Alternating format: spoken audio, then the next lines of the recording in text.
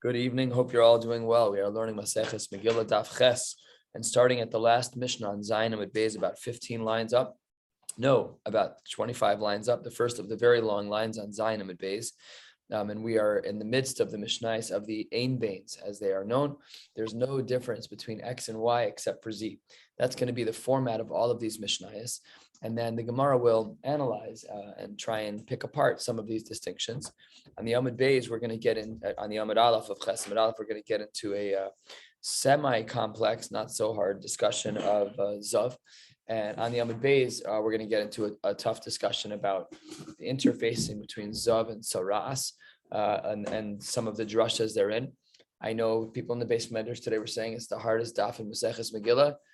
Okay, but that should not be alarming. If you said it was the hardest daf in Krisos, you should be very scared. But if it's the hardest daf in Megillah, like, come on. So we're going to get through it just fine. Let's get started. 20 lines or so from the bottom first to the long line. 2/3 of the way down Zayin Amud Beis. The Mishnah writes, Ein bein Yom Tov l'Shabbos ela ochel nefesh bilvad. On Shabbos, of course, 39 malachos, and on Yom Tov we have fewer malachos, what are referred to as the Maseches ochel nefesh.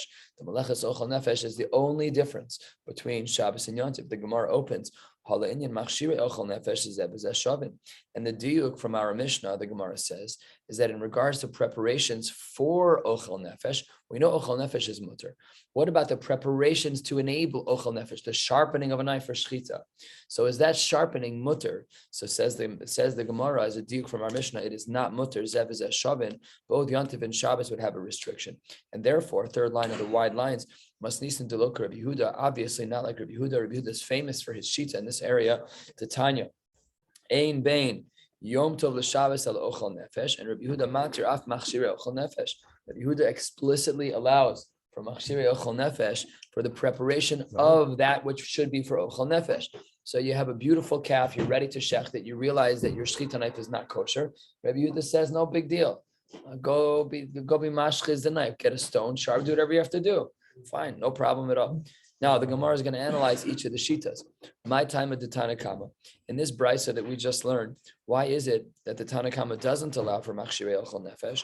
Says the Gemara, because Amar Kra, who, this is a pasuk of hu levado ya'aseh lachem. We're 4 or 5 lines into the wide lines on Zayin Amud Beis. And the Tanna Kama, when it says the word who, he learns who only it is allowed. Only the Maseches ochel nefesh are allowed. Below machshira, not that which enables the Maseches ochel nefesh. I, Rabbi Yehuda, who allows for that which is the predecessor to the ochel nefesh. How does he learn that it's mutar amar? When it says lachem hu levado yaseh lachem, that it should be for you, you're allowed to benefit from it. Lachem l'chol tzorkechem, whatever you need to do as it relates to Hilchos Yom Tov, you are allowed to do. Don't worry. What about the Tanna Kama nami haksiv lachem?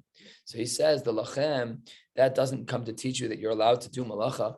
What it comes to teach you is that whatever you're allowed to do within the realms of Maseches ochel nefesh is v'lo le'ovdei kochavim and lachem v'lo le'klavim. You can't do it for goyish help in the house, for a goyish guest, and you also can't do it for an animal. That's not allowed. But you can't do malacha, so you can't do machshirei ochel nefesh. That's not allowed. Vidach nami. What about the shita of Rabbi Yehuda? Rabbi Yehuda, you were so excited to share your opinion that you're allowed to be machshir ochel nefesh. What about the pasuk that the Tanna Kama relies upon? And what is that? Haksiv hu. Remember, we said in the name of the Tanna Kama, why does the Tanna Kama not allow machshir ochel nefesh? Because the pasuk says hu levado ya'aseh lachem. So says Rabbi Yehuda, don't worry, I've got a perfect balance for you for both of these words. Ksiv hu, uksiv lachem. It says the word hu, which you, the Tanna Kama, learned restrictively. And it says the word lachem, which I learned leniently and expansively. Kan b'machshirin she'efshar la'asosan me'erev Yom Tov. Kan b'machshirin she'efshar la'asosan me'erev Yom Tov. And according to Rabbi Yehuda, the distinction would be, if it's that the knife broke on Shabbos, the shchita knife, no problem. That you're allowed to sharpen. But if it wasn't sharpened beforehand and you forgot, then you're not allowed to do it. When it could have been done beforehand. So it's not this carte blanche, you can just do whatever you want, any type of hechsher, that's not allowed. Only that which could either only be done on Shabbos or this situation only arose on Shabbos. But if you forgot to sharpen that shchita knife, you are done for it. You may not sharpen it. That brings us to the final mission on the page Zayin Amud Beis. Ein bein Shabbos liyom HaKippurim, elo shezeh zidono b'idei shamayim, v'zeh zidono b'kares. In regards to Shabbos, when one violates Shabbos, they're chayev skila bidei bezdin, that's bidei adam, and vizeh in regards to eating and drinking on Yom Kippur, vizeh zedono bekares, their punishment is not bidei bezdin, their punishment is bidinei shamayim, that they ate on Yom Kippur. Says the Gemara, as a diuk, our Tanakama must be of the opinion hala inyan tashlumin zeh vizeh shavin, that if you are chayev kares and tashlumin, they are the same.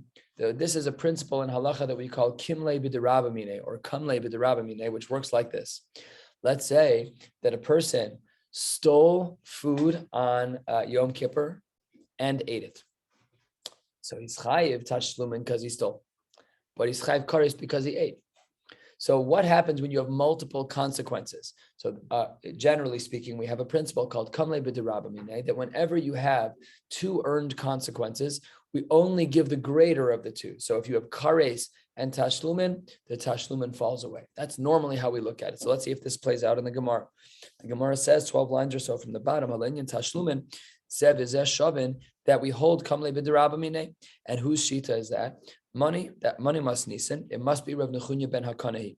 How so? Titania, the Brisa writes, Rav Nechunya ben Hakana hayoses Yom Kippurim kishabes l'tashlumin. Explicit statement like the diuk of our Gemara, that he used to treat the day of Yom Kippur just like he would paying something back on Shabbos, which is as follows. Ma Shabbos mischai benafsha upater minat tashlumin. Just like on Shabbos, if one is chayiv skila for violating one of the 39 malachos, and they also stole or they also owe tashlumin, and they're pater from the tashlumin because kamle b'derabamine, because your greater punishment it dissolves the smaller punishment. So Rav Nechunya ben Hakana held af Yom Kippur mischai benafsho pater minat tashlumin. Says the Gemara, great, we have the author of our Mishnah, Rav Nechunya ben Hakana. But wait a second, how does the author of our Mishnah, how does Rav Nechunya ben Hakana deal with the following? Tanan Hassam, we have a Mishnah in Maseches Makos that reads as follows.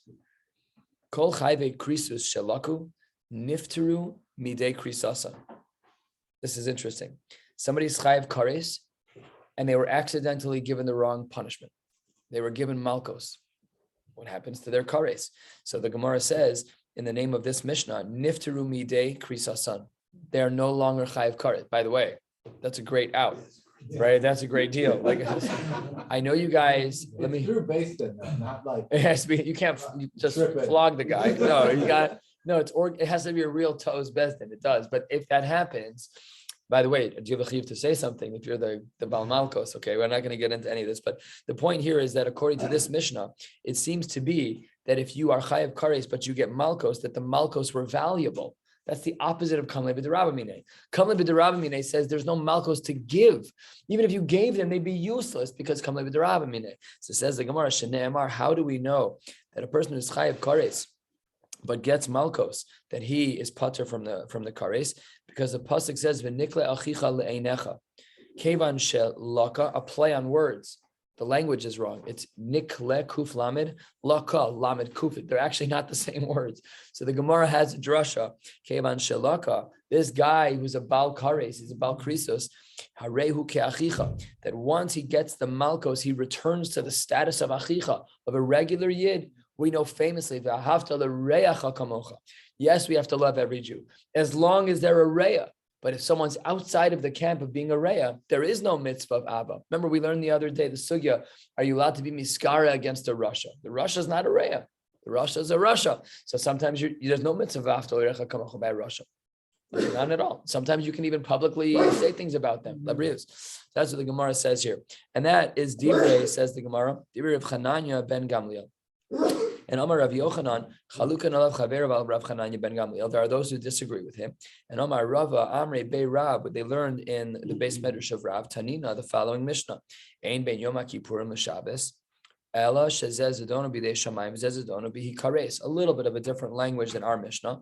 And now here's the punchline to this whole Mishnah in Maseches Makos. The punchline is V'im Isa. If you are of the opinion that Shabbos is always b'dei Adam, and Yom Kippur is always bidei bezdin, that's how the own should work out. In this case, idi v'idi bidei adam he. In this case, where he got the malkos instead of kares, well, look what happened. He did something wrong. He was chayiv kares because he ate on Yom Kippur. But what punishment did he get? So something bidei adam. So says the Gemara, that doesn't work. That's not Rav Nechunya ben Akaneh. That's not our Mishnah. So the Gemara says, Amar Rav Nachman, you're right. You're right. That Mishnah in Maseches Malkos must be Rabbi Yitzchak. Hamani, Rabbi Yitzchaki. The Amar Malkos bechayve krisus leka. That when it comes to Malkos, as it relates to chayve krisus, there isn't. What does this mean? The Tanya, Rabbi Yitzchak Omer, chayve krisus bechlal hayu. The halachos of Karesh were taught in general terms. However, there was one pasuk that was explicated that seemingly didn't need to be. Why was there an Isser Kares mentioned by a sister? Leduna bekares v'lo b'malkos, to say that she should be chayiv kares, he should be chayiv kares for being intimate with her v'lo b'malkos, and that malkos would not work. But if in fact the malkos did happen, he would still be patur from kares. So that all works for the Mishnah in Makos. However, the Gemara says more loosely, come on, you're taking the line of the Mishnah too far. Rav Ashi on the last line of Zayin Amud says, Rav Ashi Omar Afilu Temer Rabbanan. No, our Mishnah is according to everyone as it relates to this Mishnah in Makos. How so? Because when our Mishnah says Ze'ikr Zedono b'dei Adam, Ze'ikr Zedono b'hi kares, it doesn't mean that it's the only way to get a punishment is b'dei Adam for Shabbos and b'dei Shamayim for Yom Kippur. It just means most of the time. Yeah, you found a weird exception that if you give Malkos to the guy who's chayv, fine. But still, in general, it's not considered a stira.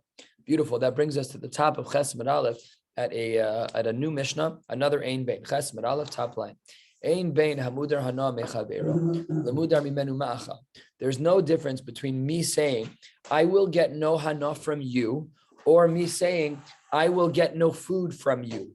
Those two sentences in halacha are the same, ella, except to say that there's a difference between them in regards to drisas haregel.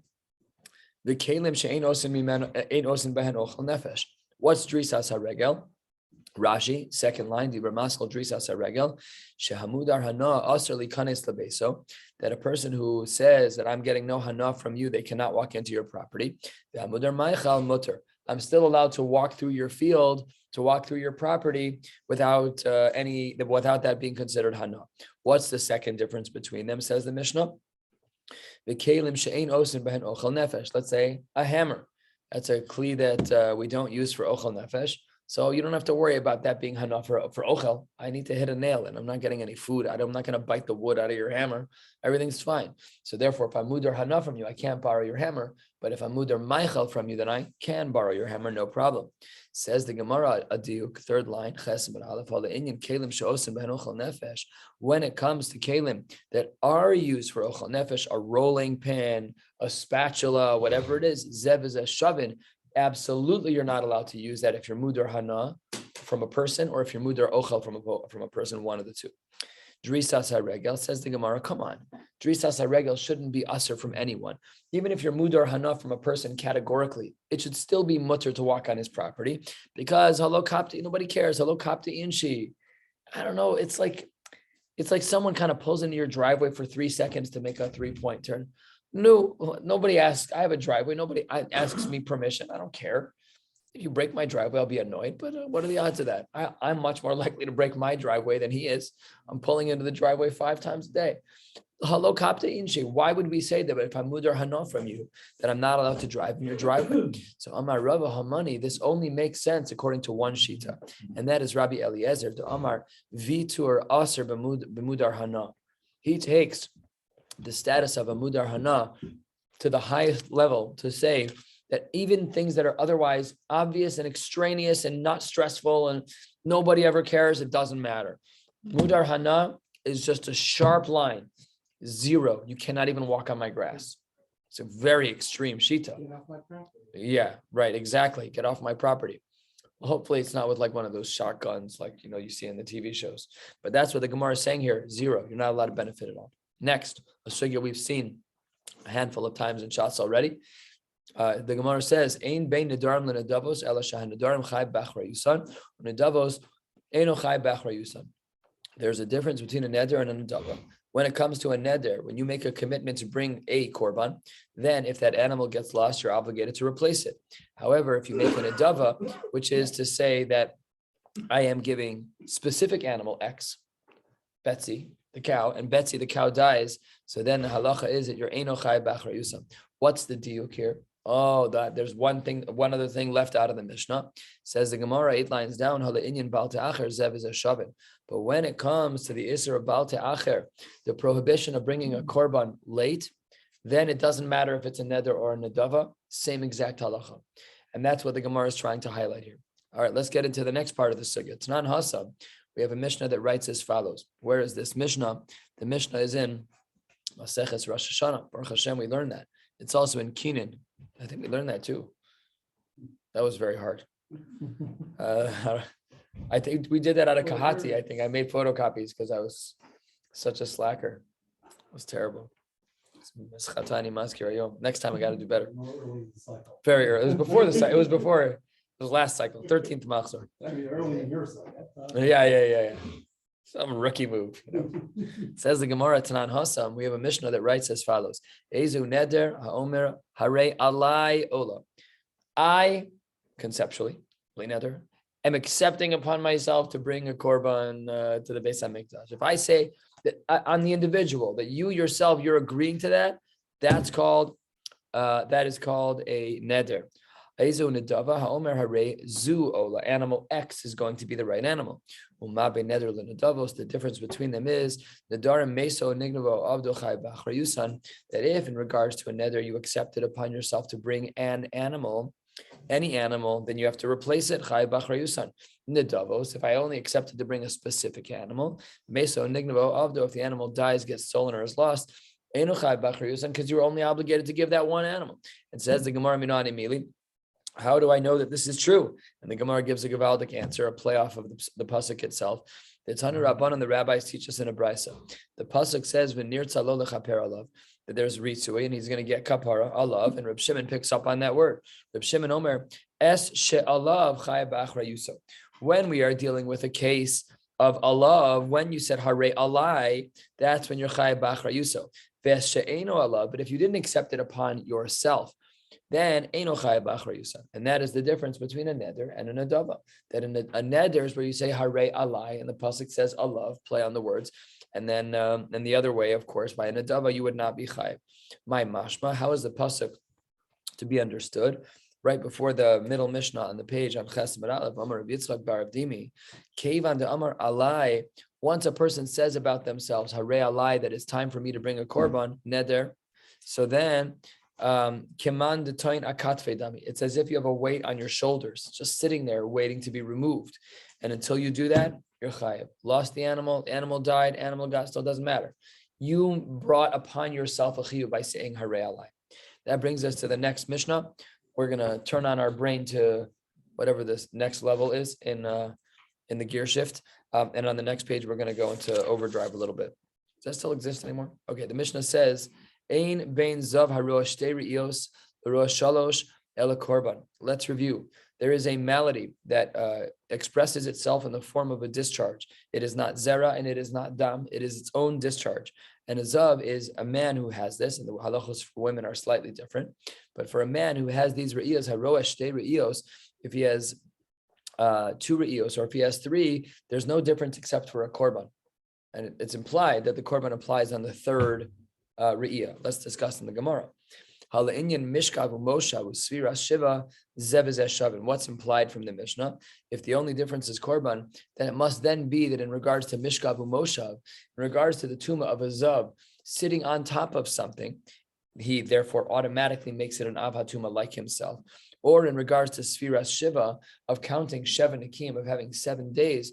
Under both of those circumstances, there's no difference between a zav that saw 2 re'ios and a zav that saw 3. So says the Gemara, how do we know that this is true? So we're going to see 2 brisas, one after the other. And we will see that both of these brisas are required. In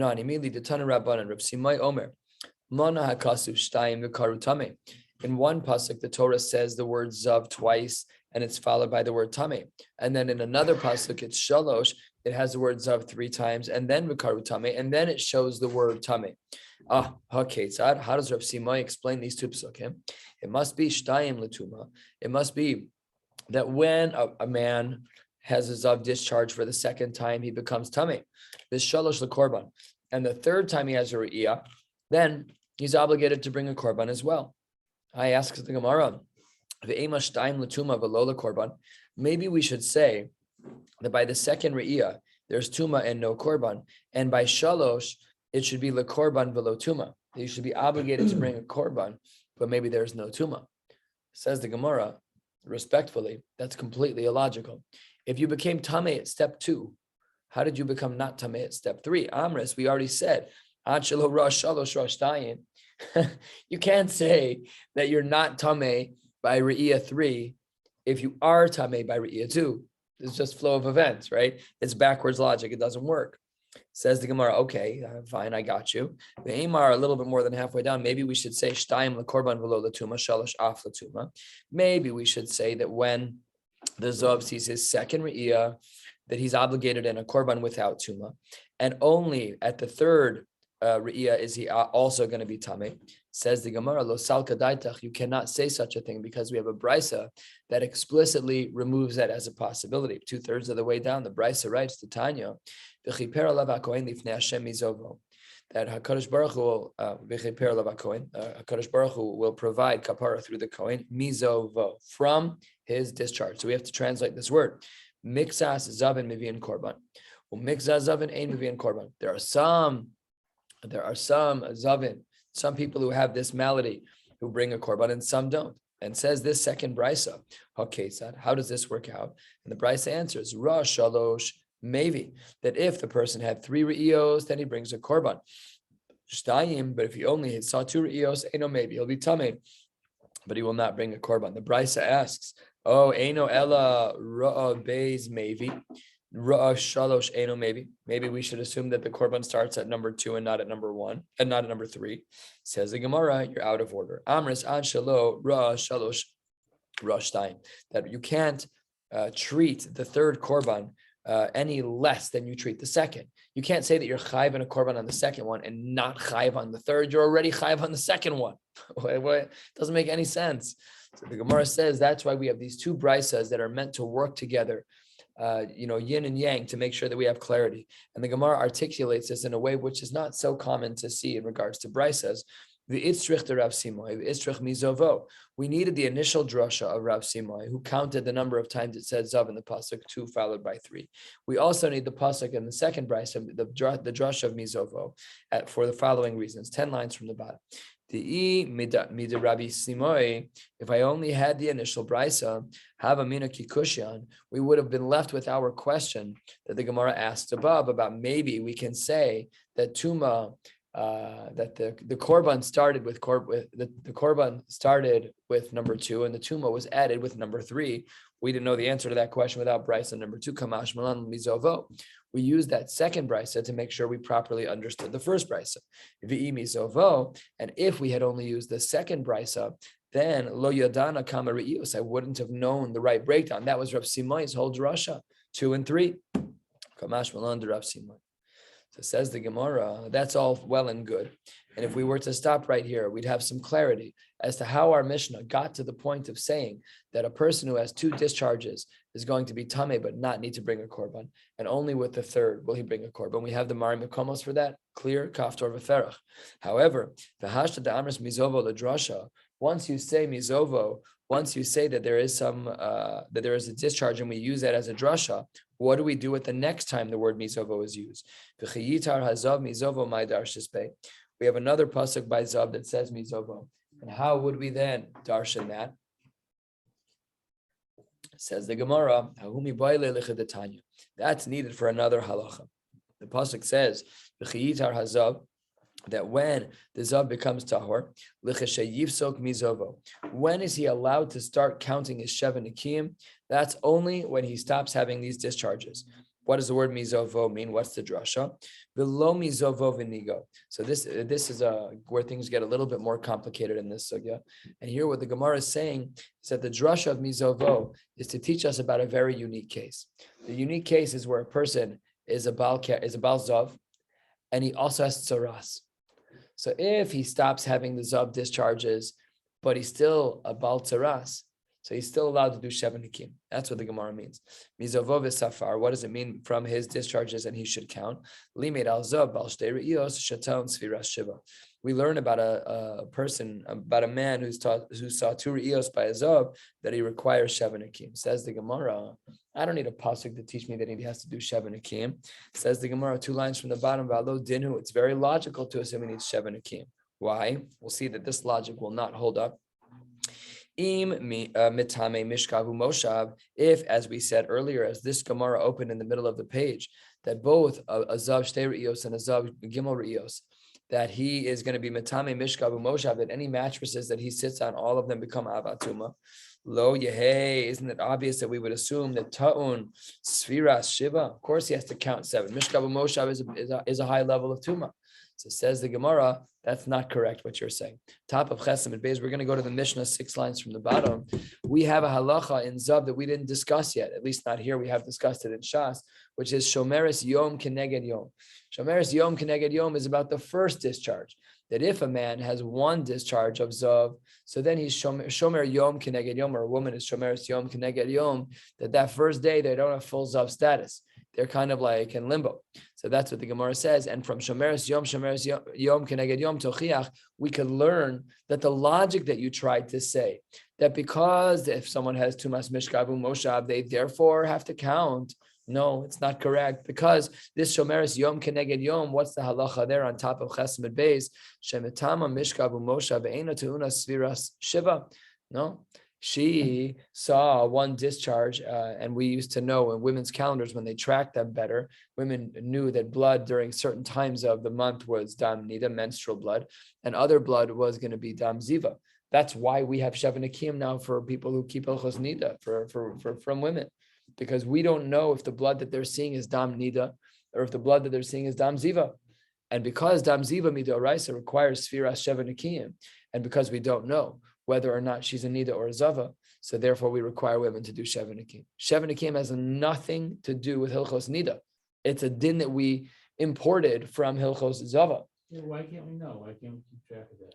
So the Rishonim discussed this at length. The Rambam and Rashi have a big machlokes about this. That according to some of the Rishonim, the day that a young girl will get her period for the first time, so then those first 7 days are considered dam nida.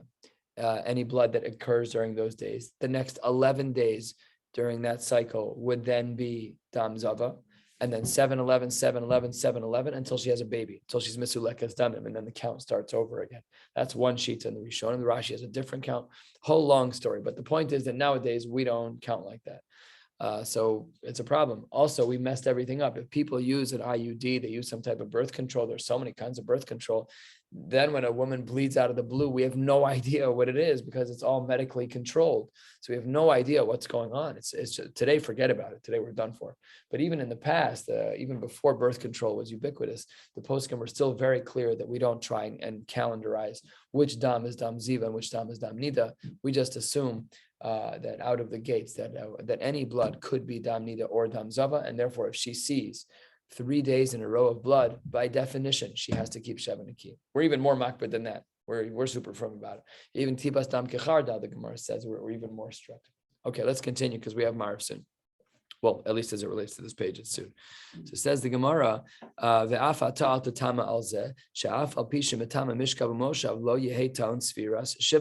and you shouldn't be so concerned about this. It's a great question. And Lemaisa, this woman who's Shomeres Yom Keneged Yom doesn't have Sheva Nikim, so therefore it's not logical to assume Sfiras Shiva. Talmud Lomar Mizovo v'Safar. Now we know that we need a pasuk to teach us about counting. Miksa Zovo v'Safar. Limit al zav bal shtei re'iyos shaton sfiras shiva. All right, let's put a period right there. So that's what the Gemara says in regards to the halacha of counting, that it's based on a pasuk. It's not based on a svara.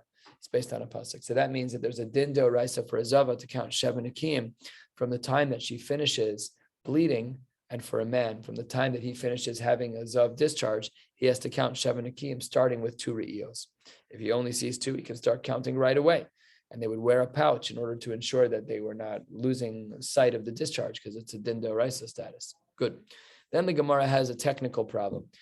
We might have missed it, but we learned the word mizovo in 2 different ways. One usage of the word mizovo was to teach us that we have Shevan Akim, and the other word mizovo was to teach us that we don't have a korban as it relates to the second re'iyah. So the Gemara is bothered by this, that one of the uses of mizovo was inclusionary and one was exclusionary. First of the wide lines on Chesed and Beis, Amar le Rav Papa le Abaye, Maishna hai mizovo demar bibe zav bal shtei re'iyos. Why is it that the word mizovo was used to teach us that as zav bal shtei re'iyos we're going to include something, namely that there's Sviras Zayin, that there's Shevan Akim. Well, Maishna hai mizovo. What about the next one that we learned? Demamayit be zav bal shtei re'iyos, that we excluded a zav of shtei re'iyos from the korban. So you can't use the same exact word. One of them makes us include a new halacha, and one of us makes us exclude a new halacha. That doesn't make sense. So Amar Lei says back to him, I have no choice. If you want to say that the word mizovo, from which we're learning that svira shiva is required, if you want to say that that word was going to be exclusionary, then we shouldn't have said anything. Lishto kramine. And if you want to say that the Shevan Akim is going to be learned on its own, just logically, we already said at the top of the page that Shomer Yom Keneged Yom Tochiach. And if you want to say that we are teaching it the special din of Mizovo V'lo Minago, that we can still count even if the person still has tzaras. What did we say about that? In Kain, Lichtov Kra Yitar Hazav V'lishtov. There was another way to accomplish this goal without the word mizovo, but it didn't do that. The Torah didn't do that. Mizovo lamali. So what, tachlis, what am I supposed to do with the word mizovo? The Gemara responds, Limit al zav bal shtei re'iyos sheton sfiras shiva. So yes, we are ending off this section of the Gemara with this very difficult response, which is that yes, the word mizovo in one case includes something, and the word mizovo in another case excludes something. It's very rare. It's very strange. And we would have thought that the rules of exegesis, of like trying to really extrapolate from a word, would be consistent. They are not consistent. All right, last sugya for the night. Here we go. Ein bein mitzora muskar, the mitzora muchlat el priya ufrima. A mitzora muskar is a mitzora who is put into quarantine because we're not sure if he is yet a mitzora. I heard that the word quarantine is from the word 40, which I think in another language, core, Latin, French, quarter, quarter, yeah. But 40 was the number that I was told that it meant. I don't know, it doesn't matter. Mitzora muskar, but he doesn't wait 40 days here. But this is only, he doesn't wait 40 days in this case, the Mitzora muskar. So the Mitzora muskar, we're not sure. He goes to the Kohen, he shows a lesion on his skin, and the Kohen's like, I'm not sure. I got to check on you next week. So he what does he do with him? He sends him out of the camp. There's no difference between the Mitzora who's a Safek, he's a muskar, he's quarantined, the Mitzora muchla, to someone who's definitely a Mitzora, Ela Priya Ufrima, other than to say that the one who's muchlat must grow out his hair and he must tear his clothes. That's part one of the Mishnah. Part two, Ein bein tahor mitoch hesker. There's no difference in the tahara process of someone who was coming out of hesker, out of the quarantine, out of the safek, l'tahor mitoch muchlat, versus the tahara process of someone who definitely was elatik lachas v'tziporim. Is that, of course, obviously the person has more hair because the guy who was a muskar could get a haircut, but the guy who was a muchlat couldn't get a haircut. He has an obligation to cut his hair v'tziporim and to bring some birds. Let's jump into the Gemara. The Gemara says, a third of the way down on Chesed and Beis, Hala'inyan shiluach v'tuma, that when it comes to being sent out of the camp, and when it comes to the mitzora, either muskar or muchlat, generating tuma for others, zev v'zeh shavin, they're exactly the same. So the Gemara says, Minahani mili. How do we know that all of this is true? And the Gemara responds as follows: The Tani Reb Shmuel bar Yitzchak Kamed Reb Huna, v'tiaroa Kohen mispachasi. The Kohen looks at this guy who is in quarantine, is a muskar, and he says, it's a mispachas. You have psoriasis, you have a skin issue, you have a lesion, go see your doctor. But this isn't the malady, the religious, spiritual punishment of tsaras. And then what does the Gemara say here? Bes begadav v'taher. And v'taher is being used as a past tense. Tahor mipriya ufrima me ikara, no dollar. That's an error. It should be me ikara. Your tahor mipriya ufrima me ikara. You never should have been obligated in priya ufrima because you were a muskar, and we found out that you never had saras to start with. Says the Gemara, that is a risky argument. Amar le Rava Elamayata. If that's true, then that was the pasuk that we saw v'taher. We saw that pasuk by Tzaras. We have a very similar pasuk by Zav. What does the pasuk say by Zav? By Azav, Dichsiv v'chibes begadav v'taher. Hasam mai v'taher meikara ika. It's different. You can't compare Zav to the world of Tzaras. By the world of a Tzaras muskar, we don't know if he really has Tzaras. But once a Zav has a Ra'iyah, we know he's a Zav. So the pasuk by Zav can't be historical to say maybe you'll end up not being a Zav. The only reason we're talking is because you're a Zav. So you can't compare the pasuk by Zav, where we cannot use past tense, whereas by a muskar, by a Mesorah muskar, where we're only besafek, where it could end up being that he was never tamei in the first place. Ella, it must therefore be that the way the word v'taher is used by Zav is tahor hashtami l'tamei kli cheres behesen, is that right now, if a Zav takes a kli and he pushes it just like this, just gently moves it, so he's not going to be metamed. Right now, he's not a Zav bal shtei re'iyos.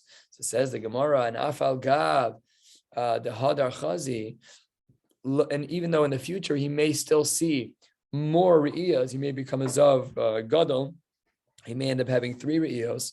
So lo metame lemafreya, it's not retroactive. So hachanami, here too, by our case of tzaras, we should say it's tahor hashta milamata milatame bivia lemafreya. Here too, we should say that it's not past tense, it's a momentary, it's present tense.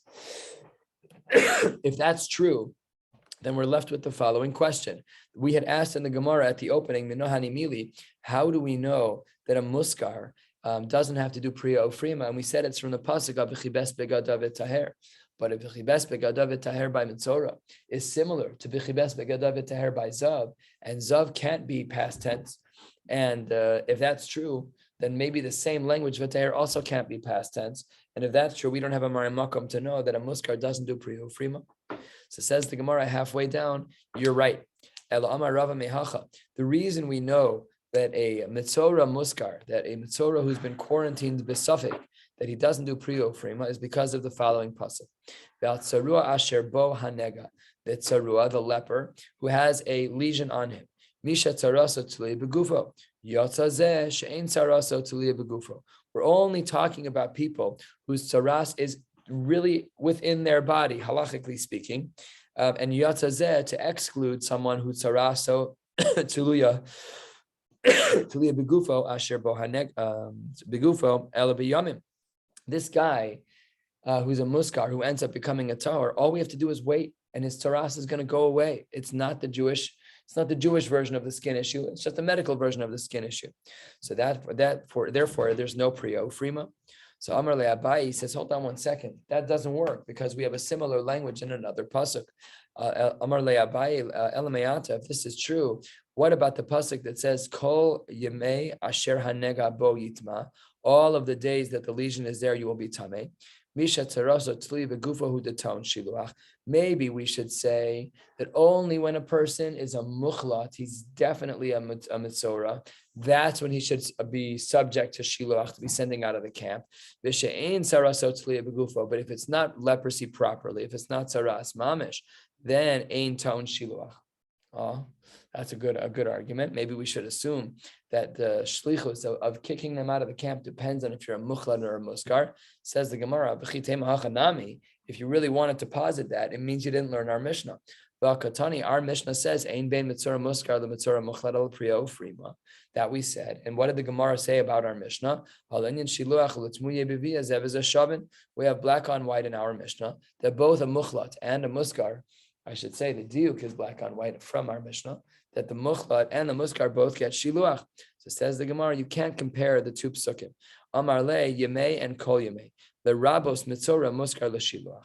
Now that's a pasuk. The pasuk says, logically speaking, you might have assumed that a muchlat has to be sent out, but a muskar doesn't have to be sent out. But says the Gemara, we can't allow for that because the pasuk doesn't allow for that because it says kol yemei. There's a very, very, very difficult text in the Gemara here where it says the words ihachi. Everybody goes to town on this on the side. Ihachi seemingly should not be found in the Gemara. And what should be happening here is basically a 2 dots and now referencing the second half of the Mishnah. What did we say in the second half of the Mishnah? That in the Tara process of the Muskar and the Mukhlat, the only difference is getting a haircut and bringing korbanos. So says the Gemara, 15 lines or so from the bottom. Tiglachas v'tzipora my time alone. Why is it that he doesn't get a haircut? Why is it that he doesn't bring birds? Referring to the Mitzora Muskar, the one who we're besafek about. Says the Gemara, the Katani, because we have a brisa. Ein bein tahor mitoch hezger l'tor mitoch ahechlet ela tiglachas v'tziporim. And Omar Abaye, Omar Kra, v'yotza hakohen amichutz lamachaneh, that the Kohen will go outside the camp. V'hinei nirpa nega tzaras, and he saw that this guy who was quarantined, in fact, never had tzaras. What was the drasha? Misha tzar aso tluya birifuos. That's a person whose tzaras was talui in getting healed from a Kadosh Baruch Hu. Yotzazeh, but this guy who's a muskar, who was only quarantined, she'en tzaras tluya birifuos elbeyamim, he will be exempt from tiglachas, from getting a haircut, and from the birds. In short, to summarize this section, if we look back at our Mishnah, it's a very good summary. The only difference is that a Mitzora Muskar doesn't do Priyo Frima, and in the healing process, the Muskar, the one who's quarantined, does not get a haircut or bring any birds. We'll stop right here. Tomorrow we will pick up on time, 8:40 p.m. at the bottom Mishnah on Chesed Beis. Wishing you all a beautiful night.